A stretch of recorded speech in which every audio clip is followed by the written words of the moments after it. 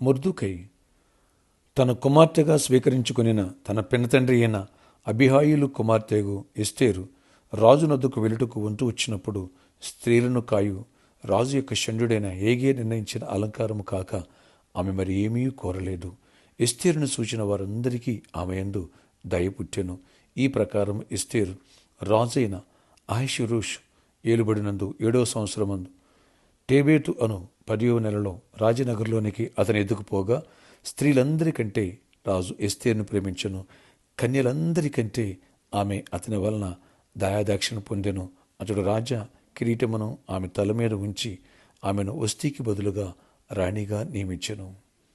ఎస్తేరు గ్రంథం 2వ అధ్యాయం 15 నుంచి 17 వచనం వరకు. Praise Jesus. ఈరోజు జూన్ 18 ట్యూస్డే. గుడ్ మార్నింగ్ పరలోకనిచ్చే సంఘ బిడ్డలకు, ఆత్మీయులకు, దైవజనులకు, ఇతర ఆశ్రిత దేశాలు మన ప్రియులందరికీ కృపాక్షేమములు సమృద్ధిగా విస్తరించునుగాక. ఫ్రెండ్స్, ఇక చూడండి, మన సండే వాక్యం విన్న విధేయత గురించి. ఒకని విధేయత వల్ల అనేకులు విధేయులవుతారు, ఒకని అవిధేయత వల్ల అనేకులు అవిధేయులవుతారు.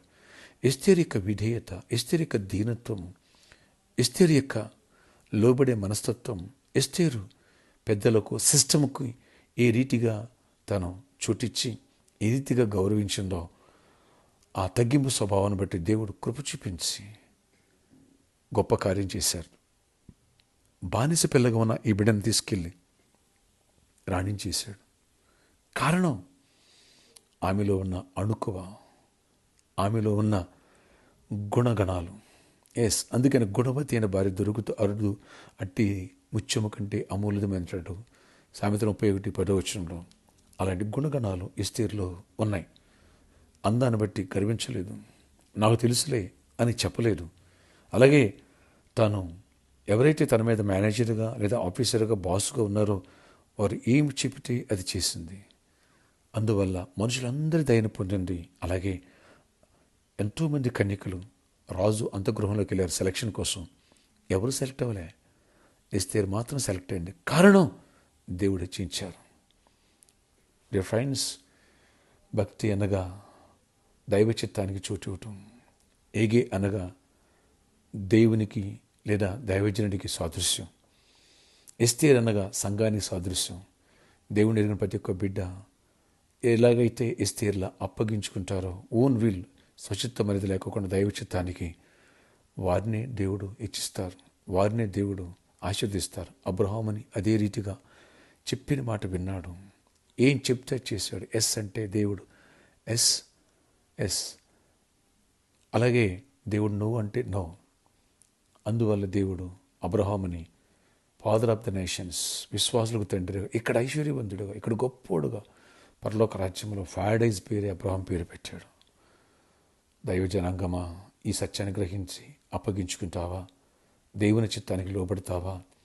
విధేయుడవుతావా? అప్పుడే దైవ దీవెనలు, దైవ కృప నీపై అబ్రహాంకి ఇచ్చినట్టుగా, ఎస్తేరుకి ఇచ్చినట్టుగా సమృద్ధినిచ్చి, కృపనిచ్చి గొప్ప స్థాయికి దేవుడు లేవనెత్తాలని కోరుకుంటున్నారు.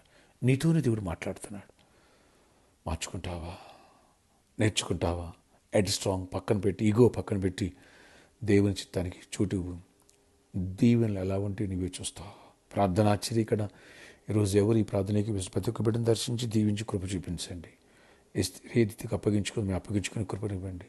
ఎస్తేరుని ఎలా ఇచ్చించావో, అబ్రహాంని ఎలా ఇచ్చించావో అలా ప్రతి ఒక్కరిని ఇచ్చించండి. గొప్ప కార్యాలు, జాబ్స్ ఇవ్వండి, హైక్స్ ఇవ్వండి, బిజినెస్లో దీవెనలు ఇవ్వండి, ఫైనాన్షియల్గా బ్లెస్ చేయండి, గొప్ప స్థాయికి లేవండి. ప్రతి ఒక్కరు దిద్దబడాలి, ప్రతి ఒక్కరు నేను అప్పగించుకోవాలి, నీ వాక్యానుసారంగా మలచబడాలా. మా స్వచిత్తము, మా యాటిట్యూడ్, మా గర్వం, మా ఇగు అంతా పక్కన పెట్టేయాలా, కృప పొందాలా. అలాగే గుడ్ జాబ్స్ ఇవ్వండి, ఆయన సమృద్ధిగా దీవించండి, ఆత్మీయంగా బలపరిచండి, ఫ్రూట్ఫుల్గా ఉండాలి. అలాగే ఎవరైతే గర్భాలు ఇవ్వండి, గర్భిణీ స్త్రీలకు క్షేమాన్ని, సుఖప్రసవాలు ఇవ్వండి. నేను అనేకులకి ప్రేయర్ చేశాను, ఆయన మొన్న గొప్ప కార్యాలు చేసి, జాబ్స్ ఇచ్చి, దీవించి, ఫైనాన్షియల్గా బ్లెస్ చేసి అన్నింటిలో కృపనివ్వండి. ఈరోజు బర్త్డే, వెడ్డింగ్ అనౌన్స్మెంట్ పెట్టిన దీవించి దీర్ఘాయుష్ కృపనివ్వండి. అలాగే ప్రామిస్ ల్యాండ్ విషయం ప్రార్థిస్తున్న కృపనివ్వండి. పెళ్లి కానులు పెళ్ళిలో వాళ్ళు గర్భాలను పొందాలి, గర్భిణీ స్త్రీలకు క్షేమాన్ని, సుఖప్రసవాలు పొందాలి. అన్నింటిలో దీవించండి. రోజంతా గొప్ప విజయాన్ని ఇవ్వండి, కృపాక్షేమం. విద్యార్థులు దీవించారు, స్కూల్స్ కాలేజీ రీఓపెన్ అయిన క్షేమాన్ని ఇచ్చి, రాకపోతే యాక్సిడెంట్స్ అవాయిడ్ చేసి ప్రతి అవసరాలు తీర్చి, ఫీజులు అన్నింటిలో కృపనివ్వండి, గొప్ప జయాన్నివ్వండి. యేసు నామములో ఆమేన్.